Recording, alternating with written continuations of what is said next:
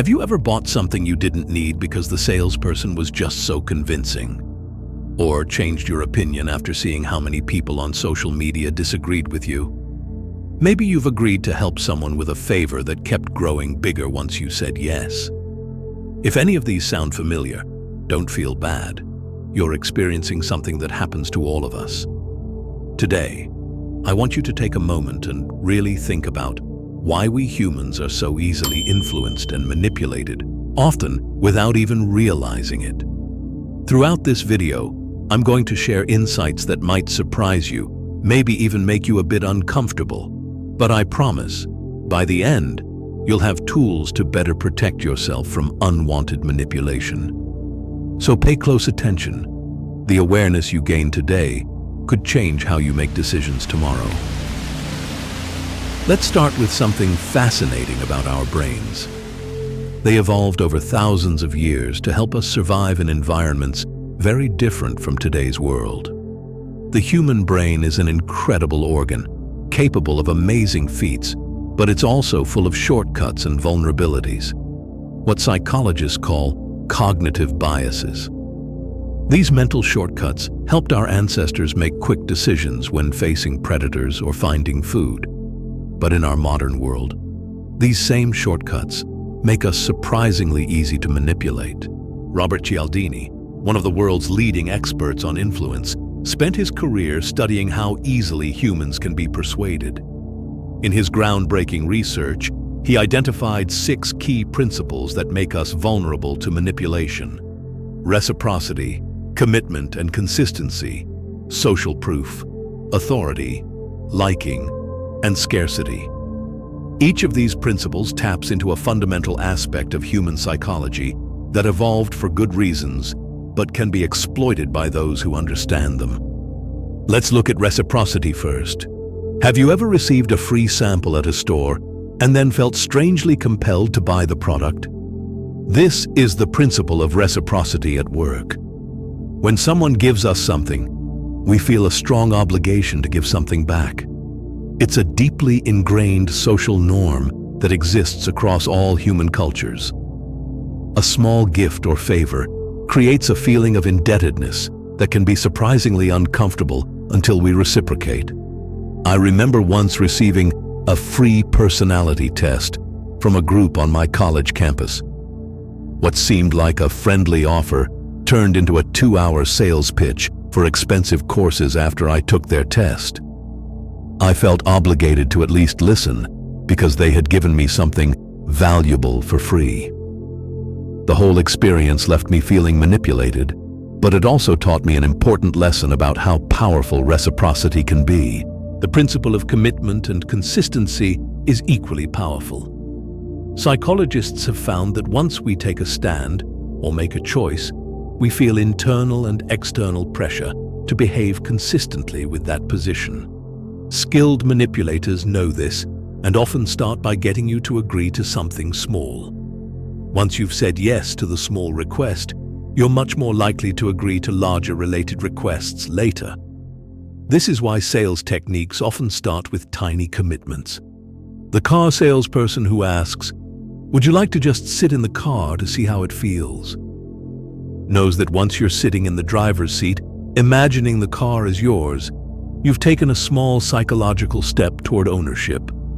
Each small yes builds momentum toward the final, larger yes. Social proof might be the most powerful principle in today's social media world. We look to others to determine what's correct or appropriate, especially in ambiguous situations. When we see many people doing something, we assume it must be the right thing to do. This is why laugh tracks work on television shows, why restaurants seat customers near windows where passers-by can see them, and why online influencers display their follower counts prominently. Solomon Ash's famous conformity experiments from the 1950s demonstrated this principle in a striking way. In his studies, participants were shown a line and asked to match it to one of 3 comparison lines of different lengths. When alone, people rarely made mistakes. But when placed in a room with actors who intentionally gave wrong answers, many participants began giving the same wrong answers, doubting their own judgment in the face of group consensus. I've experienced this myself. I once had strong opinions about a political issue until I saw how many people in my social circle felt differently. I found myself questioning my views, not because of new information, but simply because I seemed to be in the minority.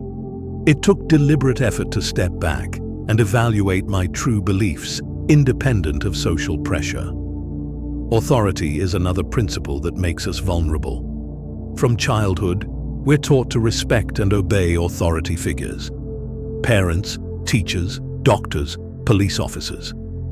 This deference to authority is so ingrained that we often comply with requests from authority figures without questioning them. Stanley Milgram's famous obedience experiments revealed just how powerful this tendency can be. Participants were willing to administer what they believed were painful, even potentially lethal electric shocks to another person, simply because an authority figure in a lab coat instructed them to do so. While most people believe they would never do such a thing, the research suggests otherwise. About 65% of participants continued to the highest level of shock when directed by the authority figure. Think about how often you accept information from someone simply because they're wearing a uniform, have credentials after their name, or speak with confidence. We're programmed to trust these signals of authority, making it relatively easy for someone to manipulate us by adopting the trappings of expertise or authority. The liking principle is deceptively simple, but incredibly effective. We prefer to say yes to people we like, people who are similar to us, who give us compliments, and who cooperate with us. Con artists and manipulators know this well, which is why they often work hard to establish rapport and be likable before making their request. I once watched a friend fall for a pyramid scheme, primarily because the person who recruited her was charming, attentive, and made a point of finding similarities between them. "She's just like me," my friend said. "And look how successful she is."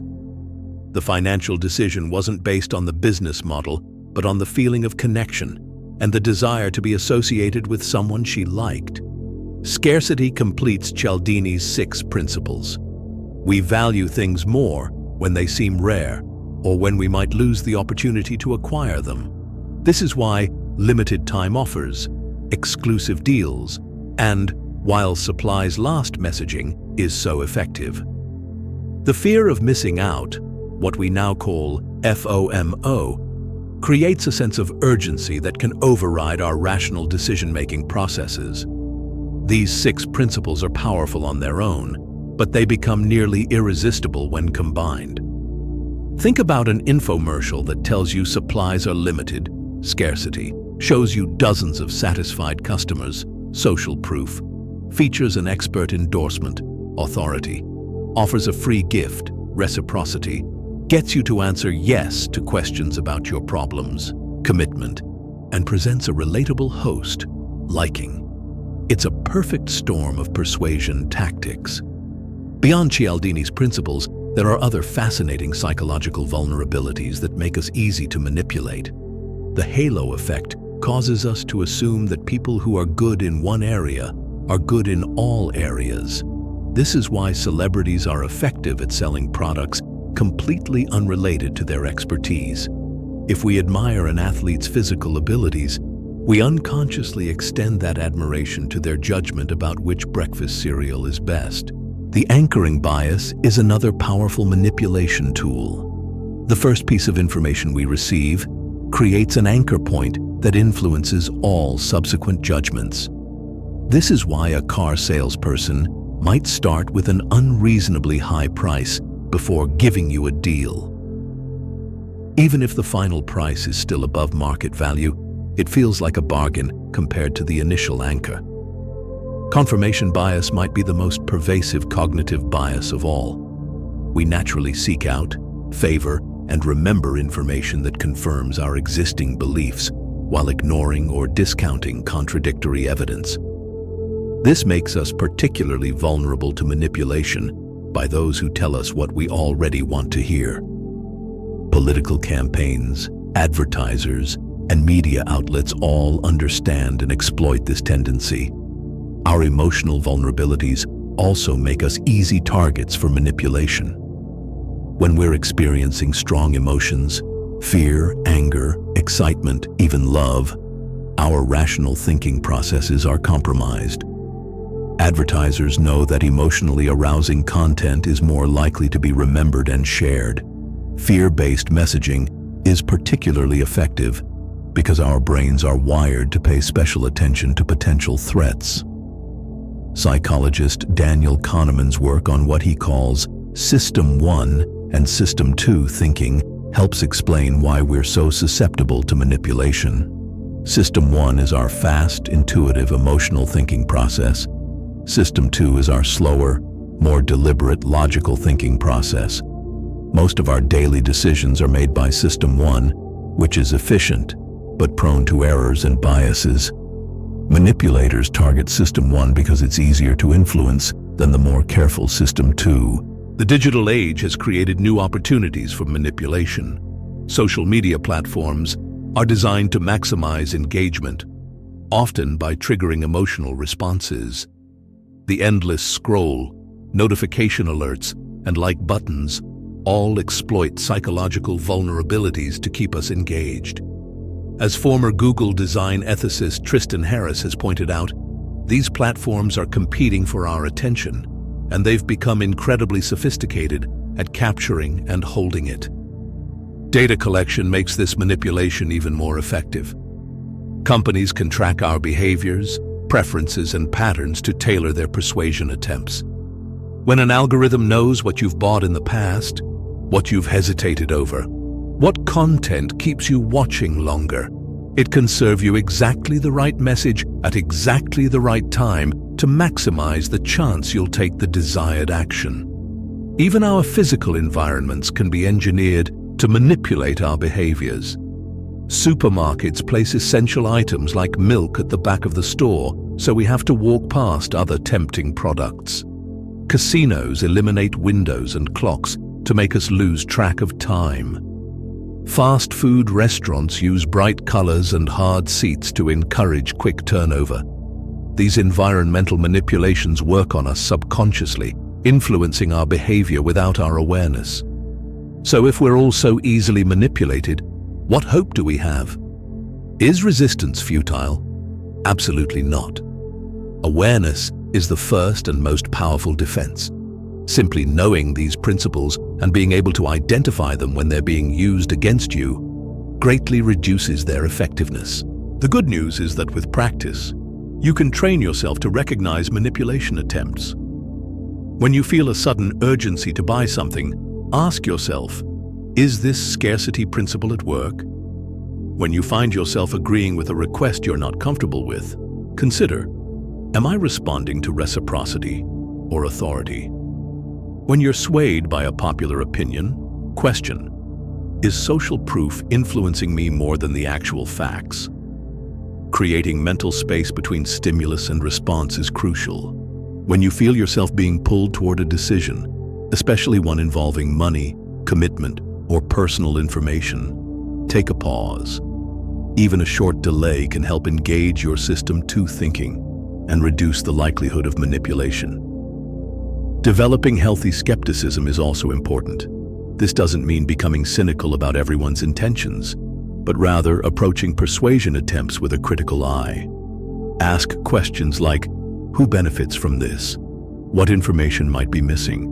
What are the potential downsides not being mentioned?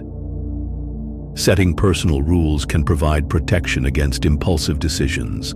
For example, you might decide never to make purchases over a certain amount without waiting 24 hours, or always consult with a trusted friend before making significant commitments.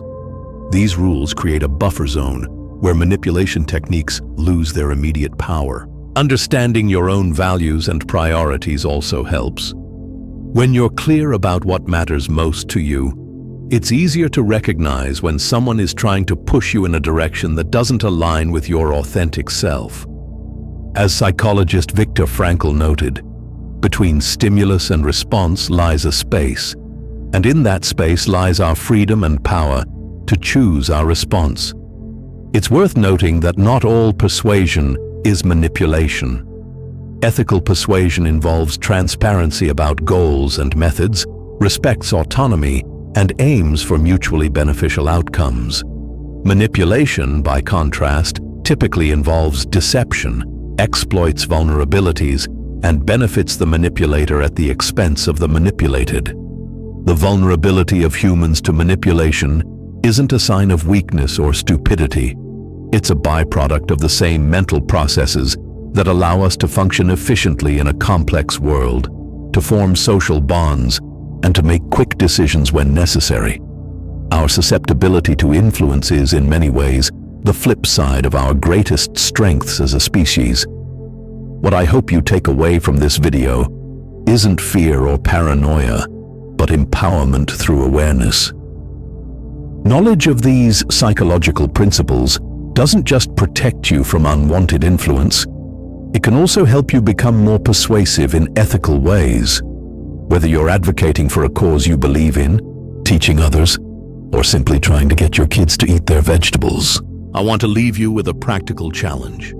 For the next week, try to identify at least one example each day of the principles we've discussed. Notice when reciprocity makes you feel obligated, when social proof influences your opinion, when scarcity creates urgency. Simply observing these forces at work in your own life will strengthen your psychological immune system against manipulation. Remember, manipulation works best in the dark. By shining a light on these techniques, you're already taking the first step toward immunity. The more you understand about how your mind works, its strengths and its vulnerabilities, the more control you'll have over your own choices and actions. If you found this information valuable, please like this video, subscribe to our channel, and share it with others who might benefit. The more people understand these principles, the harder it becomes for manipulators to exploit them. And let me know in the comments about a time when you recognized you were being manipulated. What techniques were being used, and how did you respond? Your experiences might help others recognize similar situations in their own lives. Until next time, stay curious, stay aware, and remember, your mind is a powerful tool, worthy of protection. Thank you for watching.